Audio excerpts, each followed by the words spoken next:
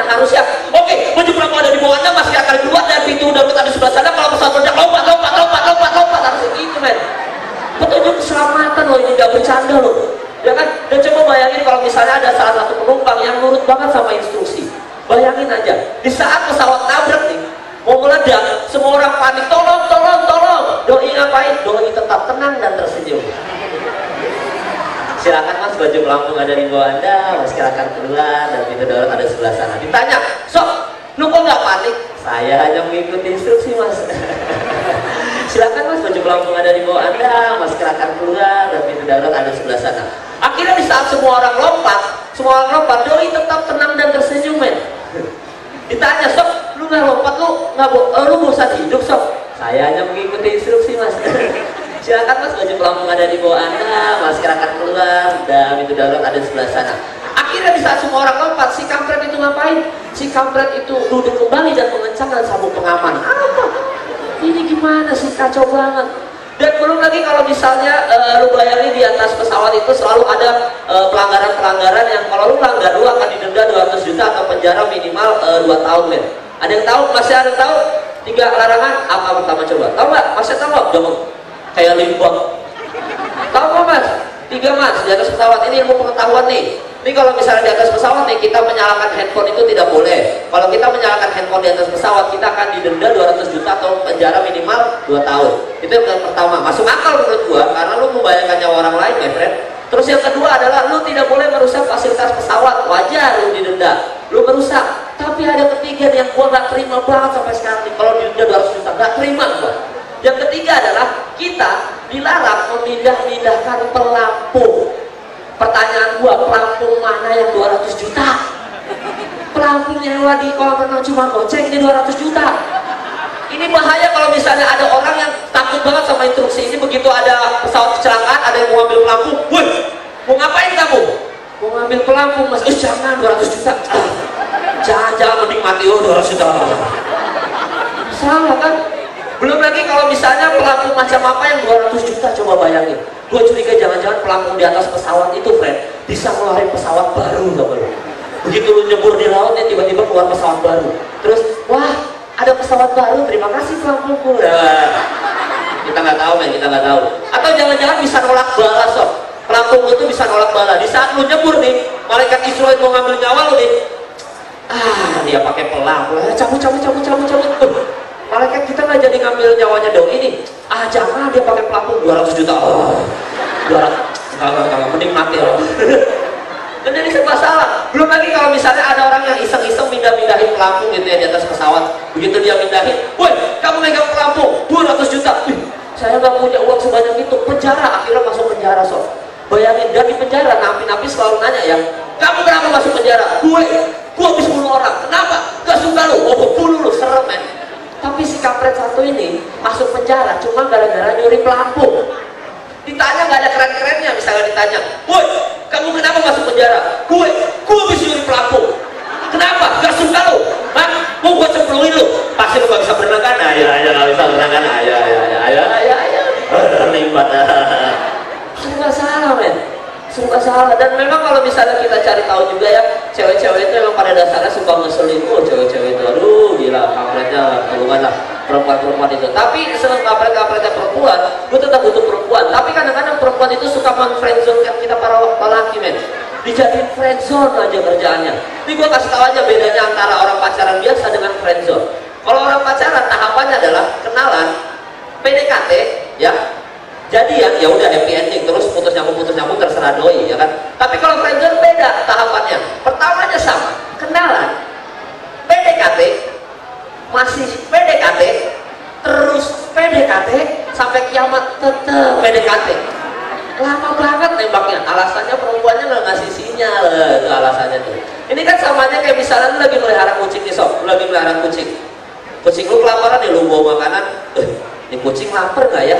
Tapi kayaknya dia nggak lapar-lapar banget. Tapi dia lapar. Tapi kayaknya dia nggak lapar-lapar banget. Begitu kucingnya mati tuh kan dia lapar kelamaan. Gua akan selalu duduk di samping si cewek ini dan gua akan pura-pura bantu. Tapi kampret ya, ceweknya nggak pernah noleh sob. Nggak pernah noleh. Gua duduk nih di samping cewek, pura-pura batuk dong. nggak noleh nih cewek. Akhirnya batuk gua makin nyaring. Nggak noleh juga si cewek. Akhirnya ketika gua ngapain, gua nge-skip. Akhirnya si cewek bereaksi, tapi dia bukannya noleh, dia malah mosing. Gila, dikira konser metal gua. Cewek itu suka salah persepsi gitu, dan gua akhirnya nggak pernah mempraktekin lagi pura-pura batuk. Akhirnya kalau gua ngajak kenalan sama cewek, gua selalu menggunakan namanya pelarian, men. Pelarian ini paling efektif nih. Kita kan cowok-cowok ngajak kenalan cewek suka malu ya, misal malu dicuekin gitu ya. Ini kita gunain namanya pelarian, sob. Pelarian gua yang pertama adalah begitu lu ajak kenalan masih ditolak nih. Mbak, namanya siapa mbak? Terus dia bilang, ih siapa lu, so asik banget. Pelarian gue yang pertama adalah gue pasti langsung pura-pura kontek. Ih sorry ya, itu juga nggak suka kalian masih suka berondong manis ya, cabut aja, cabut daripada malu, cabut aja gitu. Dan kadang-kadang cowok nggak mau kontek gitu, cowok nggak mau kontek. Masih ada pelarian yang kedua, begitu lu ajak kenalan si cewek masih ditolak juga. Mbak, namanya siapa mbak? Ih siapa lu, so asik banget. Langsung lupa ingatan, siapa gue? Gue ini siapa ya? Mbak tahu nggak nama gue siapa? Terus cabut, gue siapa, cabut aja, cabut. Tapi kadang-kadang cowok nggak mau ngondek dan nggak mau lupa ingatan. Masih ada cara yang ketiga, sob. Cara yang ketiga ini bikin lu keren sebagai cowok. Misalnya lu ajak kenalan masih ditolak juga. Halo mbak, namanya siapa mbak? Siapa lu? So asik banget. Langsung ngomong gini, mbak jangan terlalu serius jawabnya. Mbak nggak lihat di situ ada kamera? Ya. Di situ ada kamera dan kita lagi ada di dalam acara. Kenalan, boleh dong kakak. Itu ya. Dan yang terakhir dari gua adalah gua ingin membahas tentang MTV di Indonesia. Semua orang nonton MTV ya, anak-anak muda masih nonton MTV ya. Dan entah kenapa MTV di Indonesia itu kampret-kampret, sob. Ada dialog di MTV yang nggak pernah hilang sama sekali. Ada terus dialog itu, mau MTV apa aja selalu ada. Tahu dialog apa? Tenang, aku bisa jelasin semuanya. Itu ada terus di semua MTV. Gue curiga jangan-jangan tenang aku bisa jelasin semuanya itu adalah syarat-syaratnya MTV, tau gak lu? Begitu produser dan terima naskah, wah ini tidak ada aku bisa jelasin semuanya, oh ganti. Wah ini juga tidak ada. Wah saudara ini ada aku bisa jelasin semuanya. Udah, tapi kamu lupa satu hal, di depan aku bisa jelasin semuanya ada kata tenang. Ganti, disuruh ganti ya kan. Dan gue curiga jangan-jangan aktornya juga mainnya gitu, sob. Aku bisa jelasin semuanya. Dia protes sama produsernya, Pak, kok dialog saya begini terus? Tenang, aku bisa jelasin semuanya. Ya sekian dari gua, Kang Apology, terima kasih.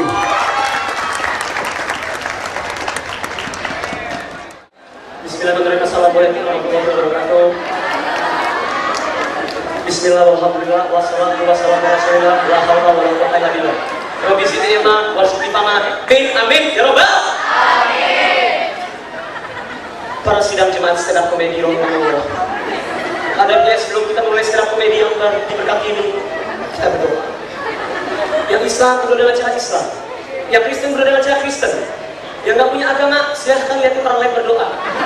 Terserah, kalau mau semangatin juga apa? Amin. Marilah kita berdoa dengan keyakinan dan kecepatan masing-masing. Berdoa dimulai. Selesai.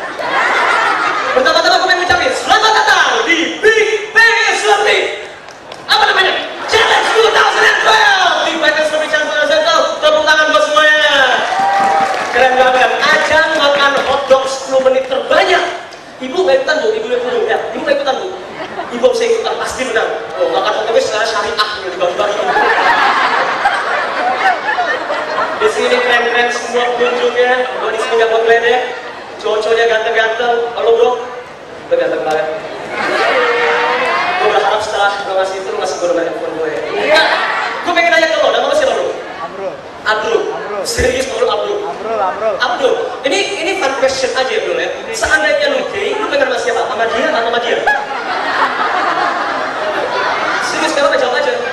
Kalau gue pengen sama dia gitu. Rambut dia enak banget buat dicium dari belakang gitu. Enak aja.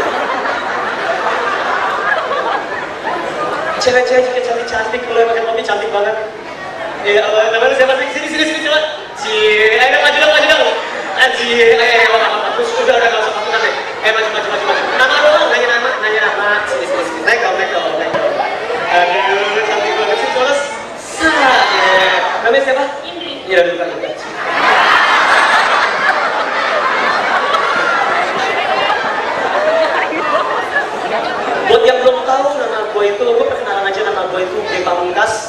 Bagi kalian nama adalah doa, sedangkan untuk gue nama adalah hinaan. Misalnya bapak-bapak yang pakai baju kuning, nama bapak siapa?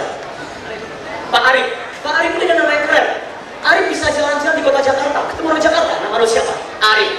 Orang bule nanya, what's your name? Erai. Nama gue itu G. Gue ketemu orang bule, what's your name? G.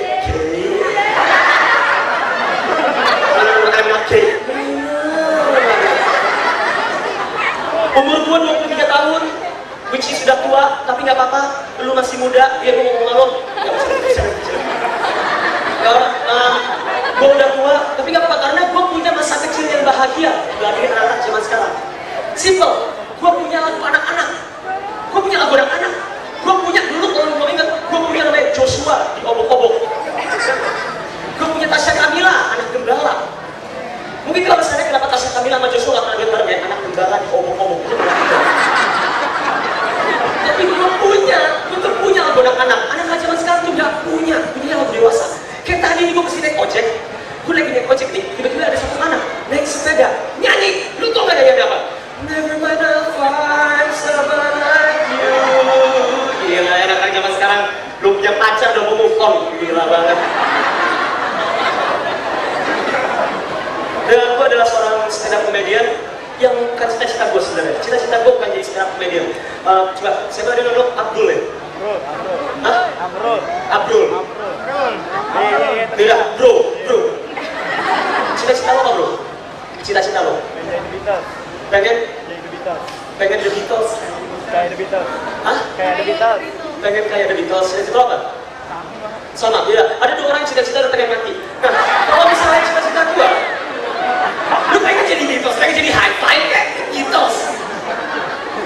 Cita-cita gue pada dasarnya bukan jadi stand up comedian. Bukan. Cita-cita gue itu pengen menjadi anggota boyband.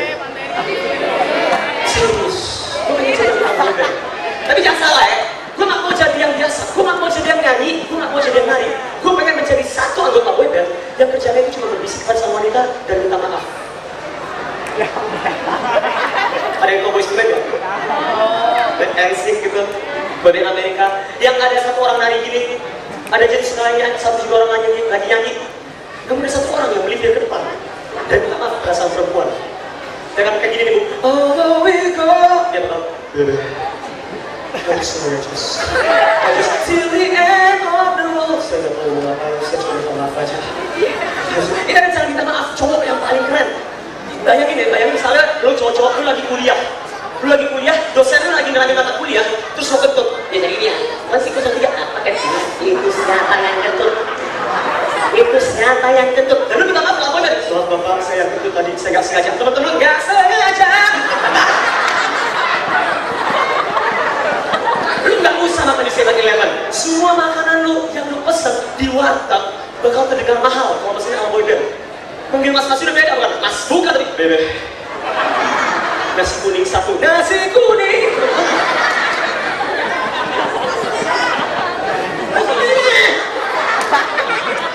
Tiru ya anak-anak, jadi tiru ya. Tapi gini, ada baiknya gue gak jadi boyband di Indonesia. Karena kalau jadi boyband di Indonesia itu langsung tengah predikat gay setelah ikutan iklan. Contohlah Smash. Smash menjadi gay setelah ikutin iklan sosis so nice. Ya benar, iklannya juga absurd. Smash suka makan sosis Isma, Ismanya makan apa aja.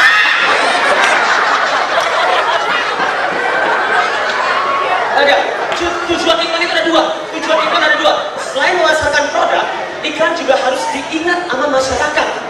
Cara diingat sama masyarakat itu ada dua. Yang pertama itu bikin iklan yang bagus, yang kedua bikin iklan yang jelek. Tapi karena di Indonesia bikin iklan jelek aja kali lebih murah. Sosis iklan yang paling jelek. Iklan sosis kedua apa coba? Sinta Jojo. Sinta Jojo itu kadang yang racun. Apa korelasinya yang racun sama lagu sosis so nice? Makan sosis so nice, pikiranmu jorok. Ya iyalah.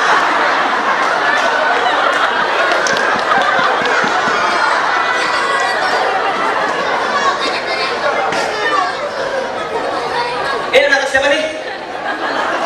Ada orang-orang terlahir karena sperma, ini karena tai kuku ya? Oh.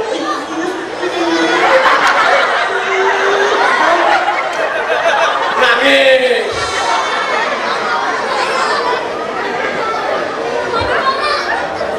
Tapi gue itu juga, gue akhirnya ikutan stand up comedian.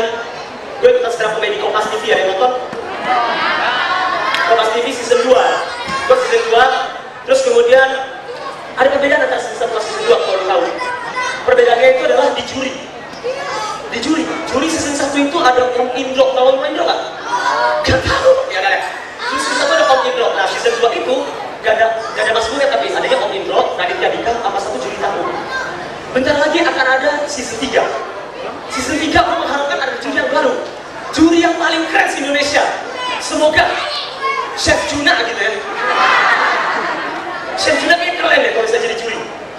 Bisa ada orang lawak gitu, Raditya Dika bilang keren banget, terus si Om Indro bilang kompor gas tuh. Chef Juna pas mau komen dia turun ke panggung.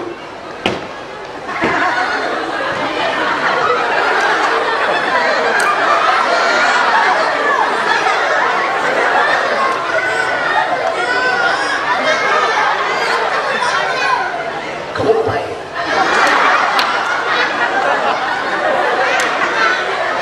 Lawak Pak, basi. Lawakan kamu kayak kaos kaki basah. Kenapa bisa kaos kaki basah sih? Kenapa sih? Kaos kaki basah. Gue pengen banget jadi wartawan, gue tanya, Chef Juna, pernah makan kaos kaki basah gak? Saya kira waktu itu gitu. Dan akhirnya gue menang. Akhirnya gue menang di Kompas TV, gue menang jadi juara 1. Dikasih duit 50 juta di depan kamera. Ini kasihan banget. Karena selain orang lain tahu, selain maling tahu, teman-teman gue juga tahu gue baru menang. Nah, tabiat orang Indonesia ya, kalau teman dia baru dapat duit banyak, langsung mendadak miskin, bener nggak?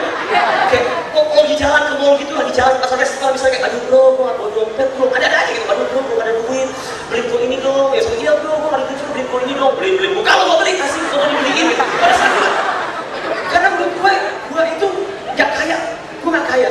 Semua perspektif orang tentang kekayaan beda. Misalnya, coba Pak, perspektif tentang kaya apa? Kaya itu apa? Hah?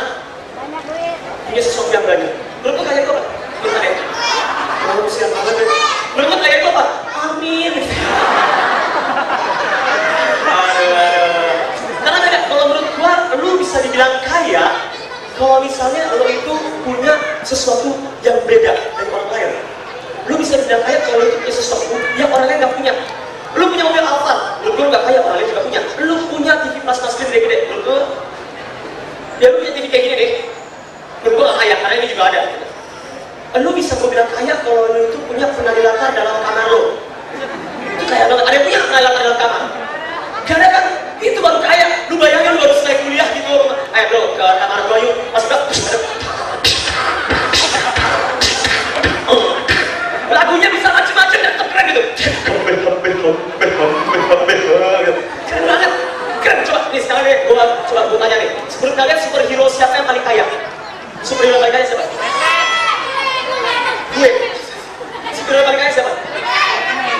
Iron Man. Iron Man gak kaya karena Iron Man itu punya robot, sedangkan ada robot. Batman bener. Batman paling kaya. Kenapa? Di kamar tidur ya, dia punya piano. Kalau dia pencet, keluar ada ruangan bawah tanah. Gue pengen banget ya punya gitu, pas ada piano, gue pencet, gue bawah tanah di dalam peralatan itu.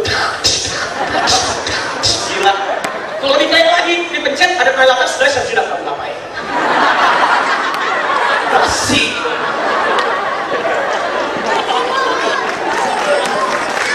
Oh, thank you.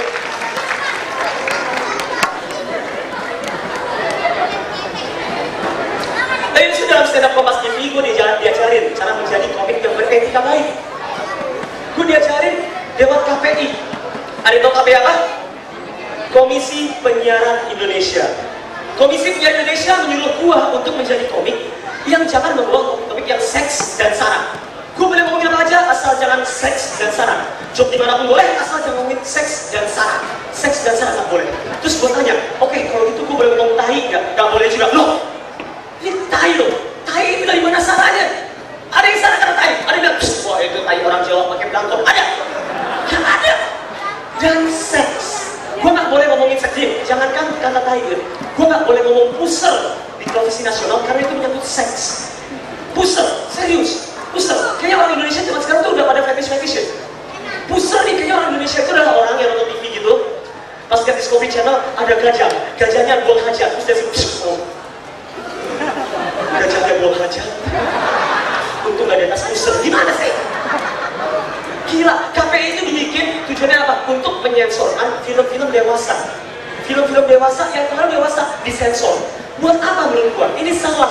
Kenapa film dewasa emang buat orang dewasa gitu? Ya salah anak kecil yang nonton. Ya enggak? Bukan film yang salah, orang tua yang salah. Buat apa anak kecil nonton jam 10 malam? Buat apa? Nonton Doraemon jam 10 malam? Doraemon udah tutup. Apa? Dora the Explorer jam 10 malam naik gunung. Itu kan Dora the Explorer, itu adalah Dora dalam dunia lain. Apa coba? Sekarang gue tanya di sini, cowok-cowok atau cewek-cewek, semuanya udah dewasa. Gue tanya, pernah nggak kalian nonton orang lagi cipokan di TV zaman sekarang? Tunjuk tangan, pernah nggak? Ada orang lagi cipokan, pernah nggak? Disensor kan? Disensor kan? Disensor kan iklan kan? Oh, sayang, aku cinta kamu. Ah, aku juga. Pas mau cipokan, sensor, langsung iklan. Sampai suka makan, ngekampret. Kan butuh yang kayak gitu-gitu. Ini yang terakhir aja ya. Yang terakhir gue pengen cerita tentang teman gue. Jadi gue punya teman. Bacot! Aku siram lo.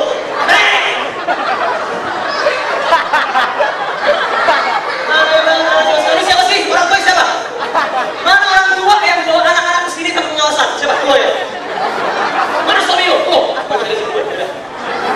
enggak, gue simpel aja ini terakhir. Gue pengen cerita tentang teman gue. Jadi gue punya teman main alit. Tapi gue panggilan Phantom. Kenapa? Karena dia pendek dan dia hitam. Jadi gue panggil Phantom. Tujuannya buat ngeledek. Tujuannya buat anjir, pendek, hitam, Phantom. Phantom itu keren juga namanya Phantom. Ini kan nama cewek. Nama gue Phantom. Asik banget. Phantom ini adalah teman sekosan gue di sebelah. Dia punya tabiat yang buruk banget. Tabiat dia adalah kalau dia nonton bokep, suaranya digedein. Serius, ini benar. Dia nonton bokep suara. Kita udah tahu, semua udah tahu kalau misalnya suara dan musik dalam film bokep itu gak penting. Ya kan? Oh yeah. Itu gak penting banget. Gak penting. Matiin aja gitu. Nah ini posisinya, lu bayangin. Ini kamar gua, ini dinding, ini kamar dia. Di sebelah dinding kamar gua itu ada kasur. Di sebelah dia ada komputer. Jadi lu bayangin gak, kalau misalnya dia kencengin, gua lagi mau tidur gimana? Gua lagi tidur gitu, tiba-tiba ada suara.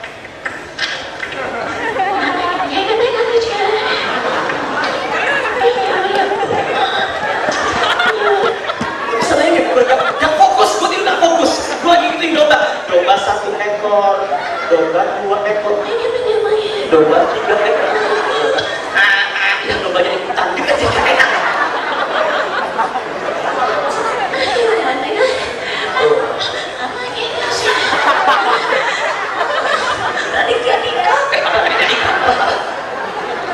Gila. Dan yang sebenarnya bisa gini, rumahnya dia ada alasan. Alasan kenapa dia kencengin gede-gede, simple. Karena kamar tidurnya dia itu gak ada kuncinya. Jadi pintu itu gak ada kunci gitu. Jadi dia kencengin supaya orang lain tahu jangan masuk. Terus gue pikir pernah juga, emang pernah. Gue pernah masuk pas dia lagi nonton bokep, itu gak enak banget. Bro, suatu waktu gue pengen ngajakin dia makan, gue, bro, makan sengaja, shit. Itu dikit-dikit di otak, dikit di otak, serius. Jangan, sekarang, sampai sekarang kalau dia mau kenal nama orang, gue kira-kira, halo, nama gue Phantom, jangan pakai tangan kanan. Jangan, mau dicuci. Untung gue yang masuk, lu kebayang gak kalau Chef Jun yang masuk? Kamu ngapain? Kalau kamu kasih masalah mereka berbagi berapa?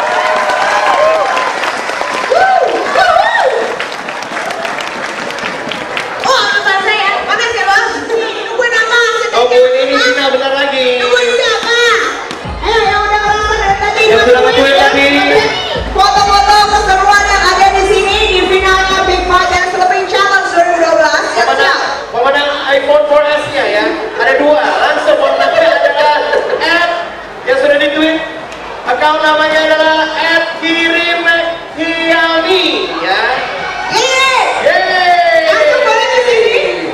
Yang kedua adalah @awang Maden. Awang Maden. Awang Maden atau Awang Maden? Awang Maden.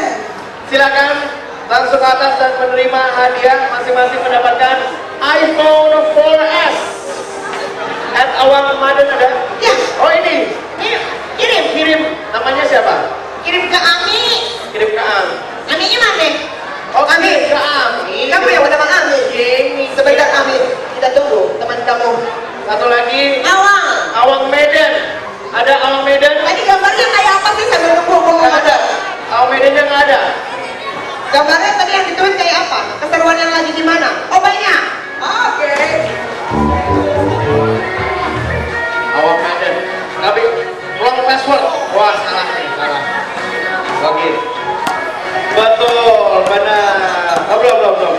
pakai loh. Bio Profile. Selamat nominasi mendapatkan iPhone bonus dari Jaman Lama. Selamat ya. Boleh ke sini? Selamat ya. Fotonya di sini Foto, katanya. foto di sana. Di sini fotonya ya. Asik banget ya si Ade nih ya.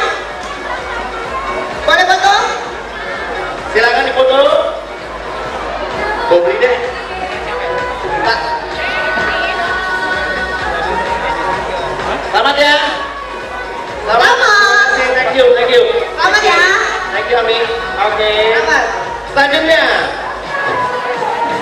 ini kita masih ada Hadiah lagi ya. kamera Fine Pix dan juga voucher belanja 500.000. Ini dari pengunjung yang sudah belanja, diambil dari stroke-nya. Dari stroke dimasukkan ke situ semua fishbowl ya, dan dijaga ya. Boleh? Stroke-nya mana nih? Buat door prize ini pengunjung nih. Panitia, boleh? Stroke-nya? Stroke-nya mana? Stroke-nya.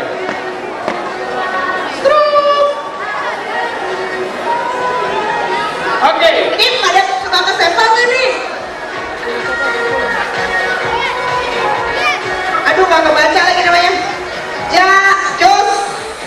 Josuatu. Kalau nggak ada buang ya.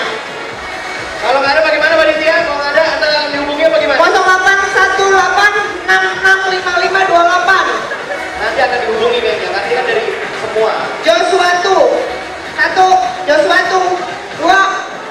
Sudah, dari panitia gimana kalau nggak ada? Di-keep ya, di-keep dulu ya. Kita Di-keep. langsung dihubungin ya. Langsung dihubungin tak? Oke. Selamat. 1. Oke. Emotar Syahroni. Ini siapa? Jaliza, Emotar, sini. 3 orang. Ada namanya Ratna 08569209 sekian. Ratna 1, 2. Ratna, sini Ratna. Kemudian Kaisar 0856799112 sekian. Kaisar, ada? Kaisar ada Kaisar? 0856910993 sekian. Vino. Hah? Siapa?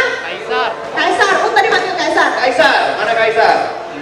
Sini coba Kaisar. Ya. Vino ya, gua tungguin Vino. 0856799112 berapa? Oke, betul. Silakan pegang nih. Dan SD card 4 GB. Selamat. Udah ya? Itu yang lain. Yang tadi ya? Yang tadi. Kamu Kalau belum. udah dapet yang tadi nggak usah kalau gitu ya. Boleh berbalik ke sini yuk. Foto dulu.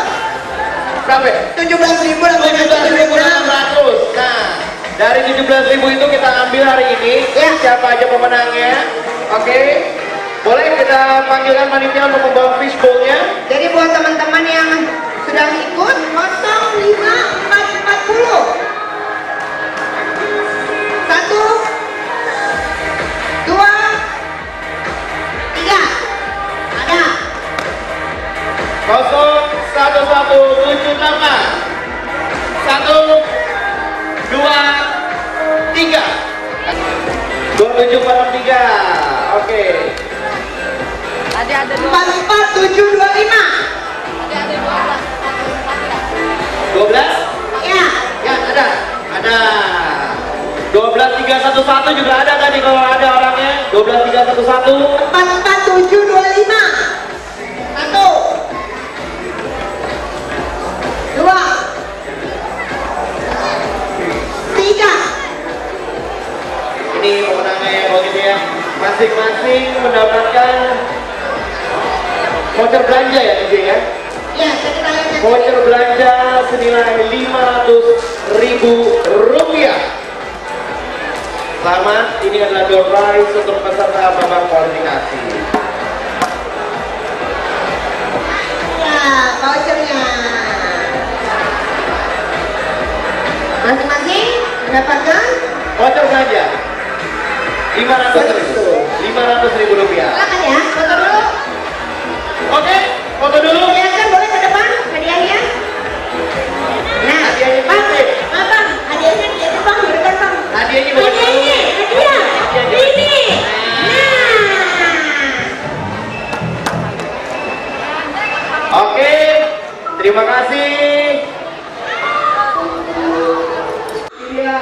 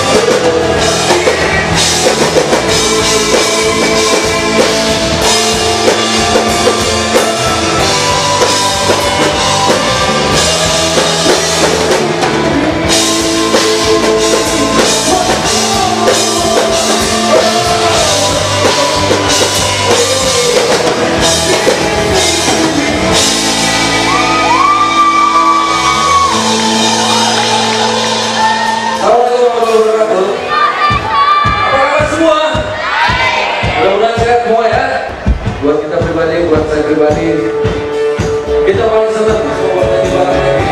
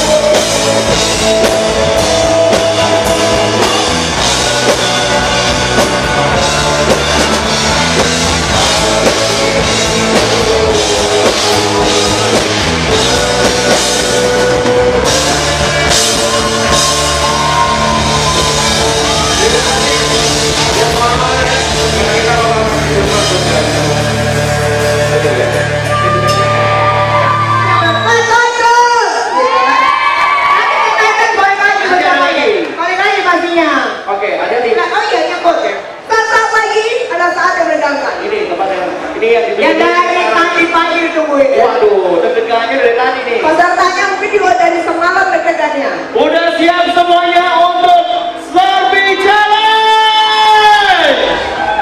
Kita panggil